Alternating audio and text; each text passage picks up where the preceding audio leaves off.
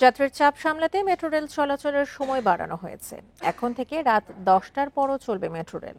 সকালে চালু এবং রাতে বন্ধের সময় আধা ঘন্টা করে বাড়বে বলে জানিয়েছে ডিএমটিসিএল।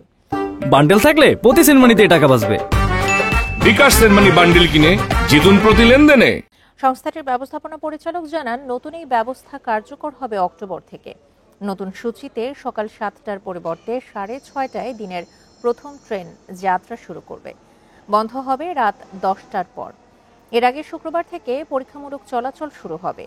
নতুন ব্যবস্থা কার্যকর হলে মেট্রো রেলের সক্ষমতার পূর্ণ সদ্ব্যবহার এর কাছাকাছি পৌঁছে যাবে।